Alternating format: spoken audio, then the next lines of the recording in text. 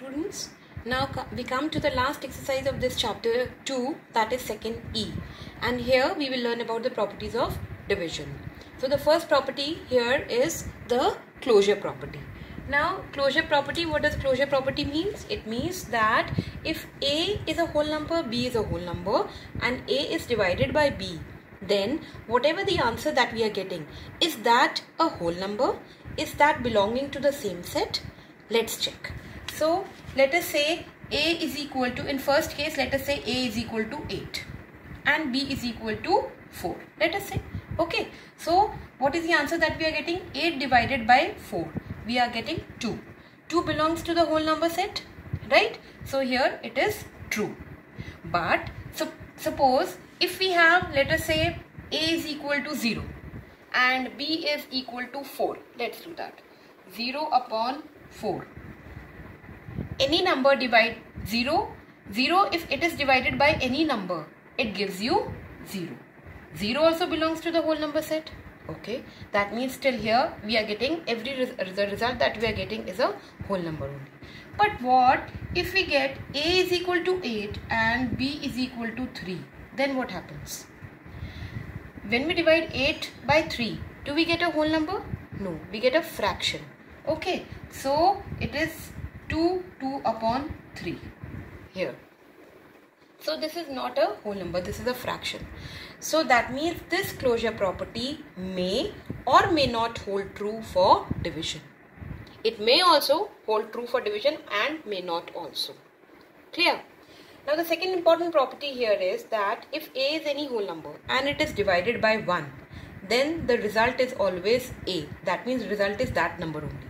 Because you know, any number which is divided by 1, let us say 5. 5 divided by 1 will give you 5 only. 10 divided by 1 will give you 10 only. Clear? Okay. Third property. If A is a whole number and it is divided by itself only, then what do we get? What answer do we get? Result is always 1. For example, 5 divided by 5. What does it give? 1. 100 divided by 100, it gives 1. Sorry. Okay, so whenever a whole number is divided by itself, it gives 1. Okay, the fourth one. Now what happens when 0 is getting divided by any whole number? Like we did here, when 0 gets divided by any whole number, we get the result 0. Result is always 0. Whether you divide 1000 by 0 by 1000, or 0 by 100, 0 by 20, 0 by 25, result will always be 0. Now the last the next property is that if A is a whole number and it is divided by 0, then the result is meaningless. We do not get any answer because we do not have any number cannot be divided by 0. Right? Okay. Now girls, the next property in division is of inverse operation. Inverse means opposite. I told you earlier also. So what does it say? It says that if A, B, C, there are 3 whole numbers, A divided by B is giving you C. Okay, then what can be the inverse operation of this? That will become a property of this division. What can be the inverse operation? Inverse means we are doing opposite to this. Opposite of division is always multiplication. Right? So what we will do is, we will take this A on the other side.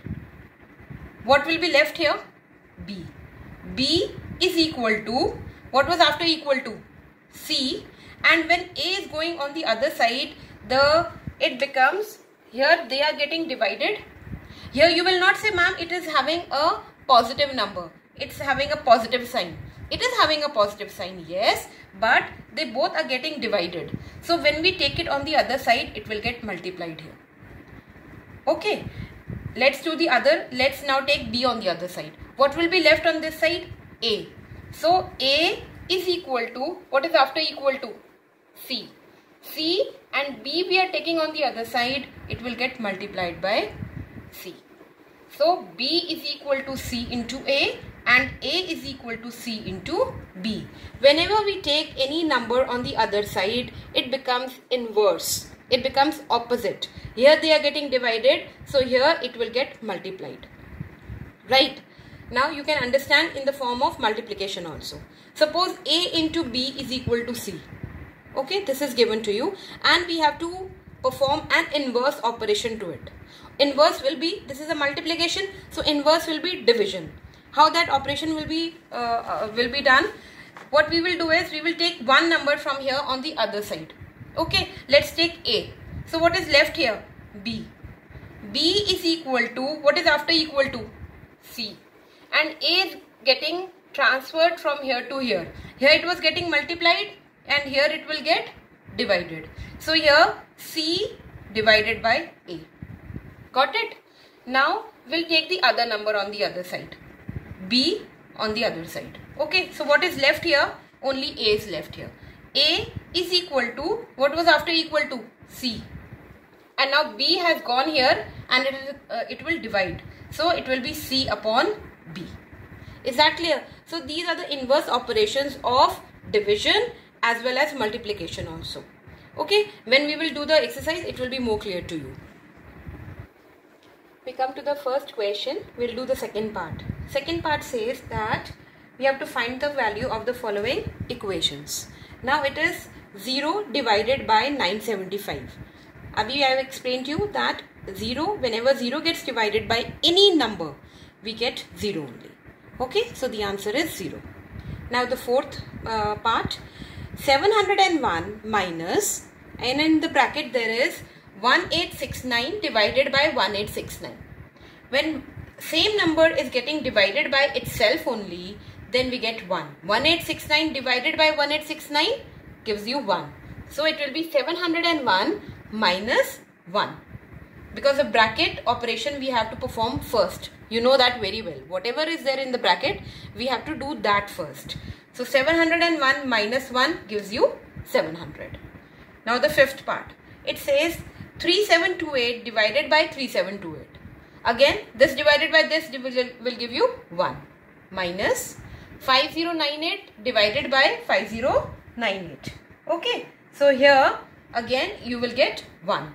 So 1 minus 1 will give you 0. Now we come to the second question.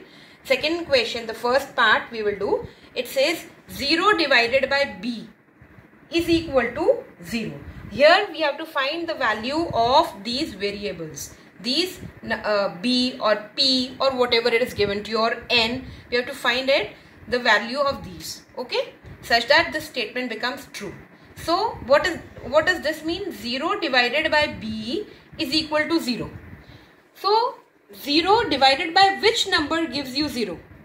0 divided by any number can give you 0. 0 divided by 1 will give you 0. 0 divided by 2 will give you 0. 0 divided by 10 will give you 0. Isn't it? So B can be any number. What is the value of B? It can be any number. Let's do the second part. It says 48 divided by 48 is equal to N. What is the value of N? 48 divided by 48, what does it give? 1. So the value of N is 1. Now the third part. It says P divided by 7 is equal to 0. We have to find the value of P.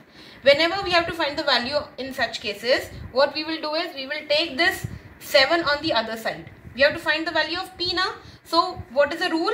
You take all the other numbers which are with P on the other side of equal to, and you will get the value of P. Okay.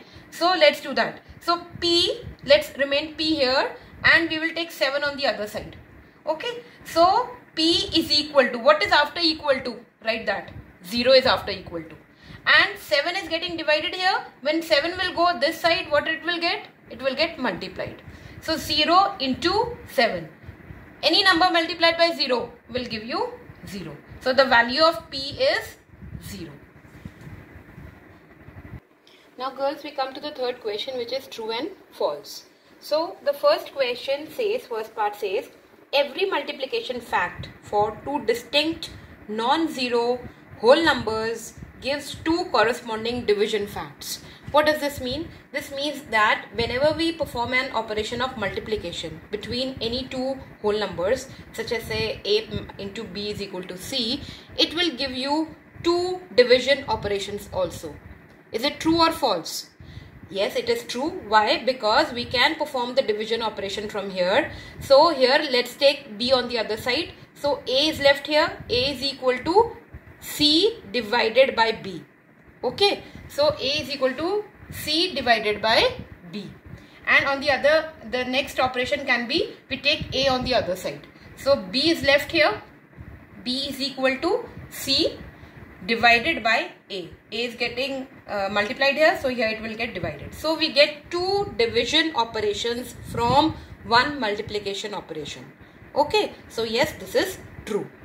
Now the second part. Second part says that there are no distinct whole numbers A, B and C such that A divided by B divided by C is equal to A divided by B divided by C. It says that, which property is this, where there is a change in the bracket, in the position of the bracket?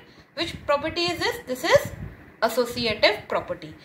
It says that associative property is not true in division. We have to prove that, whether it is true or false. So let's take any three numbers. Let's take A is equal to 8, B is equal to 4, C is equal to 2. Let's do that.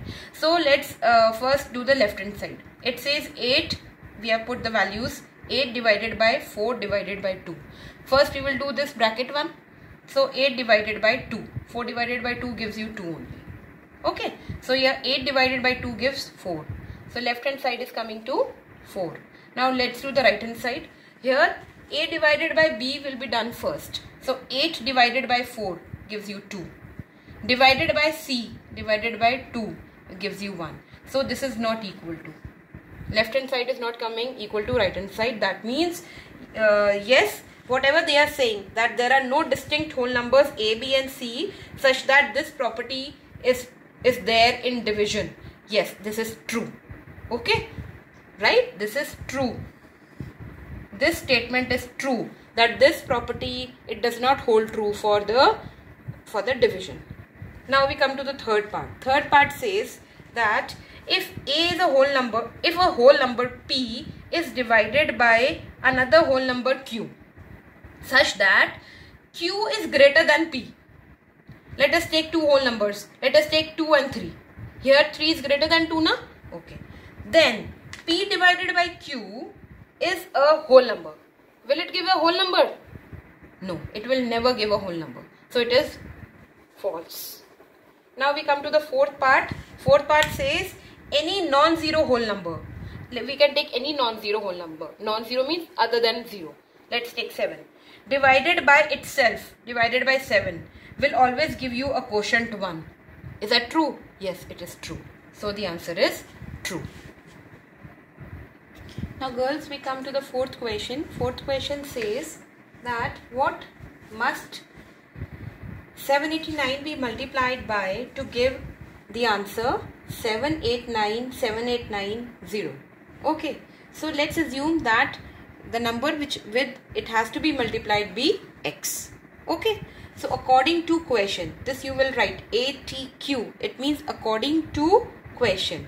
According to question, 789 must be multiplied by x. We do not know what is x to give this number. Isn't it? This is how the statement is formed. What should be multiplied by 789 to get this number? We do not know that. So let's assume that number to be x. So 789 multiplied by x is equal to this. Right? Now we have to find the value of x. How to find the value of x? I have been told you, whenever we have to find the value of anything, we take whatever number is with it. 789 is with it, we take it on the other side of equal to. We have to make it alone, then only its value can be found out. Okay, so x is equal to, what is after equal to? This number. You write this number. And you take 789 on the other side. Here it is getting multiplied and here it will get divided. Okay, so we will divide this and we will get 10010. Right? So we will get the number. So x value is this. Is that clear? Okay, now we come to the sixth question. Fifth question is cancelled. You will not do this in MCQs. And in sixth question, please make a correction. It says a cinema hall is to be constructed in which each row must have 36 seats. Determine the minimum number of rows required to seat 612 persons at a time, not 600. Please make it 612. Okay. So we have to find the number of rows. So there is a cinema hall in which we have to find the number of rows so that 612 people can be seated in that. And each row must have 36 seats. Okay, 36 here, 36 here, 36 here. But we do not know how many number of rows should be there. So let's assume whatever is not known to you, let's assume that to be x. So let's assume the number of rows to be x. Now according to question, each row must have 36 seats, isn't it? So 36 multiplied by x should be equal to 612. Total number of the people which can come there should be 612. Now we have to find the value of x. What we will do, we will take whatever is with x. 36 is with x, we will take it on the other side. Okay. So here write x is equal to, what is after equal to? 612. And here 36 is getting multiplied. Here it will get divided. So the answer is 17. So 17 rows should be there. Clear? So with this we come to a completion of this exercise also and this chapter also.